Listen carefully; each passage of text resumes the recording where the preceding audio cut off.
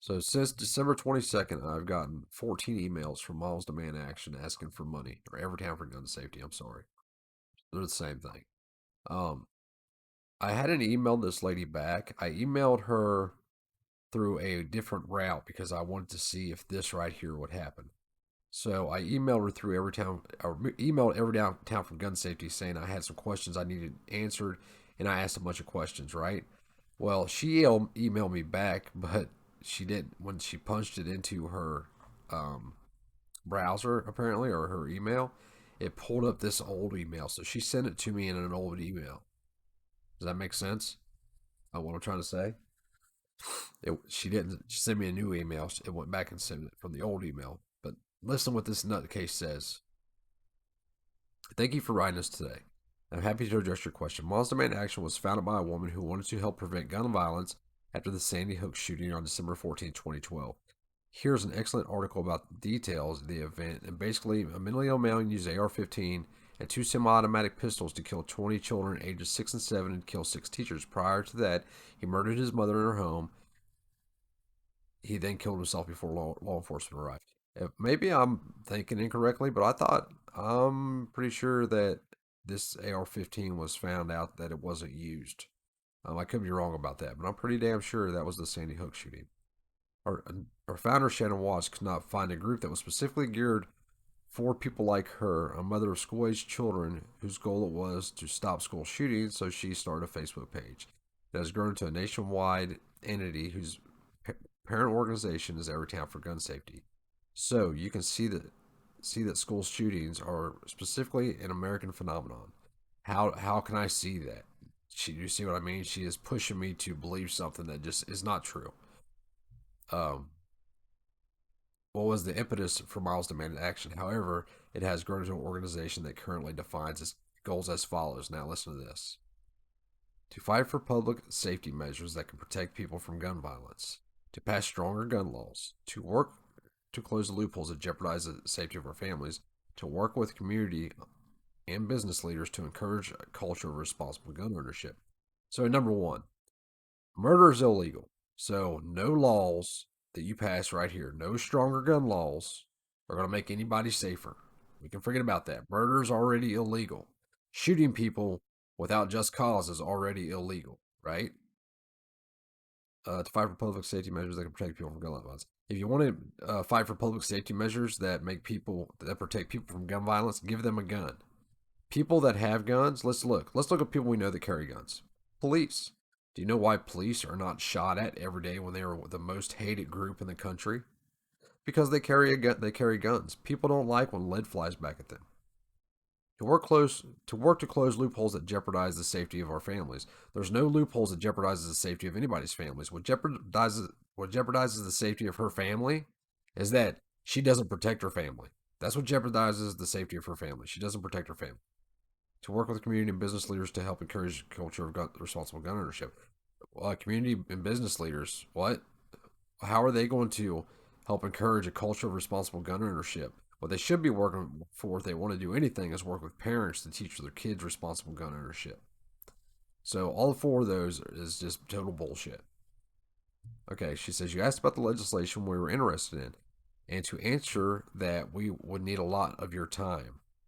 That is why we referred you to our. And I told them I had as much time in the world. That is why we referred you to our website and Everytown for Gun Safety website several times. Since you had never before attended a member meeting, we understand that you had questions. We try to answer your questions directly, though briefly, because most people who attend our meetings have already agreed to our goals. Okay, I never said, now in the meeting, I never said I disagreed to their goals.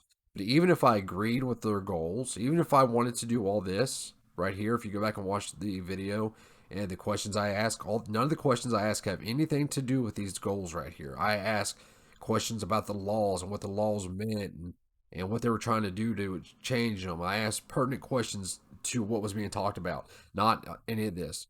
So she's trying to say that people at Center Meetings have already agreed to our goals, meaning people have already agreed they don't like guns and they don't want people to be able to protect themselves. That's what she's saying there. We've been trying to stand your ground since 2014 because research shows it to be dangerous bill for the public, to quote Everytown.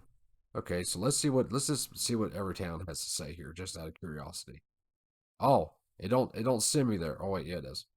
Stand your ground. I'm sorry. Stand your ground laws upend centuries of traditional self-defense doctrine and threaten public safety by encouraging armed vigilantism, allowing a person to kill another person in a public area even when they can clearly and safely walk away from the danger. These laws are associated with increase in homicides and injuries across different demographics and neighborhoods. While disproportionately impacting communities of color, they encourage the escalation of violence in unavoidable situations and do not deter crime. Lawmakers should put the safety of their constituents first and reject dangerous stand your ground proposals. Nevertheless, 26 states have passed stand your ground laws since 2005. So let's take a look at this. Uh, stand your ground laws up in centuries. Think about that. Centuries of self defense doctrine. Since it's centuries, plural, more than one. We are in now the 21st century. This country was started in the 18th century, right? Yeah. So, up until the 1930s, there was no gun laws at all, basically. So it hasn't even been 100 years yet. There were no gun laws at all. And self defense back then was killing anybody that got in your way. That's why it was called the Wild West. Like this is all a lie. Like they trick these women into believing this total bullshit. That there wasn't centuries of traditional self defense doctrine. The traditional self defense doctrine is if somebody fucks with you and that you believe they're a deadly threat, you put a bullet in them. Um, and threaten public safety by encouraging armed vigilantism. No, it protects people because they have the ability to protect themselves. If somebody don't mess with you, if they're not committing a crime against you, they're not going to get hurt. You know, it's the old adage: don't start no shit, won't be no shit. Allow a person to kill another person in a public area, even when they can clearly safely walk away from. Okay, if there's a altercation that's to the point that somebody wants to shoot somebody else, do you think that anybody's going to be able to clearly and safely walk away from the danger? Like where do these people live that they believe this bullshit? These laws are associated with increases in homicides and injuries across the different. Now, right here's what gets the white rich moms. The different demographics and neighborhoods while disproportionately impacting communities of color. Do you know why it disproportionately impacts communities of color?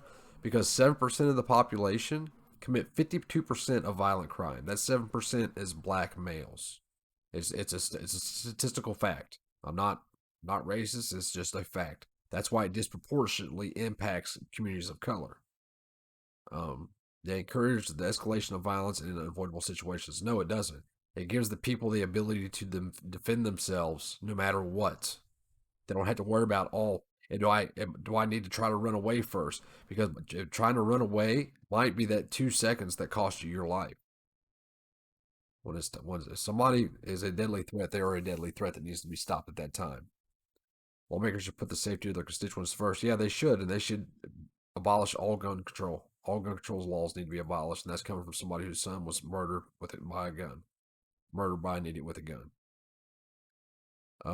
You asked about the legislature. I already read that. We've been trying. You already read that. So stand your ground laws up in. Oh, I'm sorry. We just read that in the Everytown. Stand your ground laws up in centuries of traditional self-defense doctrine to threaten public safety and encouraging armed I can't even say it, vigilantism, allowing a person to kill another person in a public area even when they can clearly safely walk away through danger. Now, if you notice, every answer she gives me in here is going to be from Everytown. Any of the questions I did ask, she didn't answer me in her own words. It's all copies and pasted from um, Everytown. But if you look up here, it's because it was about my time. You remember? Where'd it go? I'm sorry, right here. You asked what about the legislation that we're interested in, and to answer that, we would need a lot of your time. Well, I'm free. I got all kinds of time. I sit there for an hour and a half listening to old ladies play freaking uh, tyrant trivia. As you know, the bill is passed. As I know, how do I know? How do I know she knows? Because they know who I am now. I'm um, no longer a undercover. I'm gonna try to go back this month too, though. This bill was passed and signed to laws by Governor DeWine. Prior to that, Ohio had already self-defense law that protected the public. No, it didn't, because you were obligated to retreat. Now you're not, and that obligation to retreat was so iffy. It's you know it was so subjective that now it's clear you don't have to. You have stand your ground laws. Somebody fucks with you, they deserve to die. They're a deadly threat. You put a hole in them. The Ohio State your ground law was opposed by many. Now this is more like what's it called? I'm sorry, logic fallacy. That's what it's called. The Ohio Standard Ground Law was proposed by many organizations, including law enforcement, mayors, religious groups, and thousands of citizens who actually read opposition testimony specific to the Senate Bill 383. Oh, I'm sorry. You can actually read opposition testimony specific to Senate Bill 383 as well as proponent testimonies here. It's Ohio Legislature's website. A quote from the Ohio's Against Gun Violence is a good commentary of why most people think it's dangerous. With stand your ground, a person with a lethal weapon is allowed to be judge, jury, and executioner with no obligation to consider a safe retreat. Why should you have to consider a safe retreat if somebody is a deadly threat? Did you go up to them and ask them to, would you please be a deadly threat to me? Did you do that? No, you shouldn't have to. Your life should be a straight path. And anybody that gets in the way of that path and that is a deadly threat, they gave up their right to live. They gave up a right to a judge. They gave up their right to a jury. They gave their right up to a trial when they decide to be a deadly threat toward you. And no, you really can't give your rights up, but they sure as shit, they gave you the right to be all those things. How about that? Don't be a deadly threat, and you don't have to worry about getting shot. It's that simple. I don't understand why it's so hard for these women to understand that. If it was really about gun safety, they wouldn't be bothering with people like me emailing them. They would be in Chicago and places where there's gun violence, where there's gang gun violence. So there's 60% of all gun deaths are suicide. Of what's left of that 40%, 80% of that is gang related. Another 7% is police shootings. Another 7% is justifiable homicide. And another 7% is, or 6% is negligent discharges, accidental. Current law and previous testimony call for anyone to avoid lethal force if possible. It seems the supporters of this bill would like to frighten everyone into believing that while they are being attacked, they are supposed to stop and think and run away. Not true. Ohio, really? That's kind of what it sounds like to me. If we are to preserve our values, we must insist that avoiding confrontation should be the choice. I agree. I agree 100% with that. If we're to preserve our values, we must insist that avoiding confrontation should be the choice. The people with the guns aren't the person going up and starting shit with people. It's the deadly threats. De-escalation and leaving the situation should always be considered. Where do these people live at, man? I mean, like, where do they really live at to where they believe like this? That consideration should be a well thought out decision before someone leaves their home or car with a deadly weapon. This should be determined on how an armed person reacts if they see or experience an act of violence and result in them knowing that they have a duty to retreat. If you, but I gotta read this again. I think I read it. I had to have read it wrong, but I doubt it. This will determine how an armed person reacts if they see or experience an act of violence and result in them knowing that they have a duty to retreat, an obligation to make that first choice when possible, to respect life if at all possible. Is somebody respecting your life if they're a deadly threat? I mean, it's crazy the way they think. None of that suggests that someone cannot defend themselves. So then why are you afraid of standing your ground?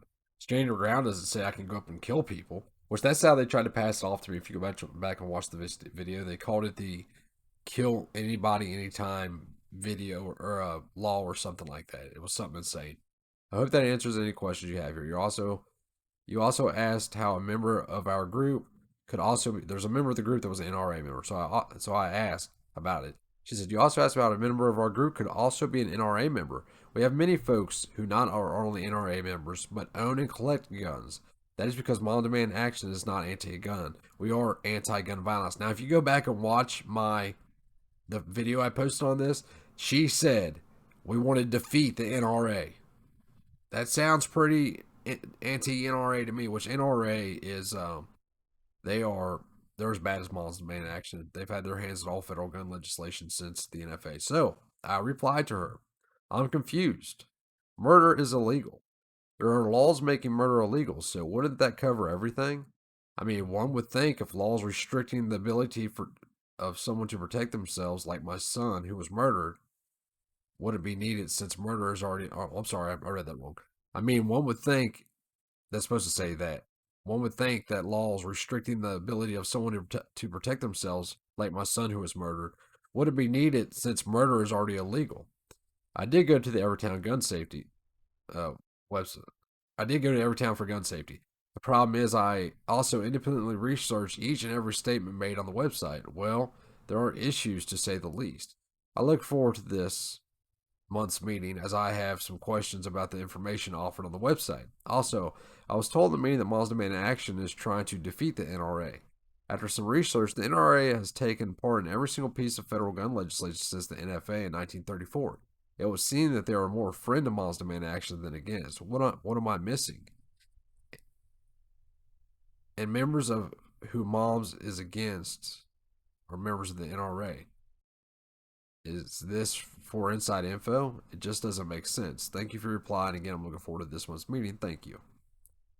So I'm hoping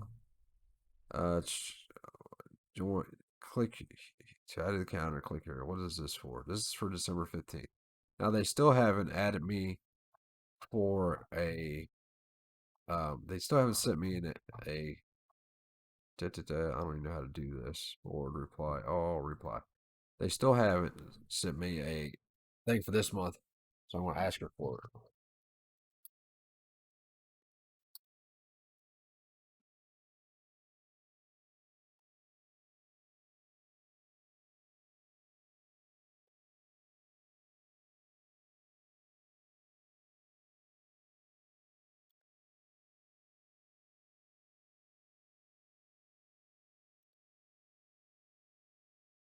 Anyway, so these people, they really like they believe everything that Evertown says, no matter what it says. They don't believe how like they don't do any research, and it had nothing to do with my time. Is that they don't know the answers. If you go back and watch the video, you will see they don't know the answers to any of this shit.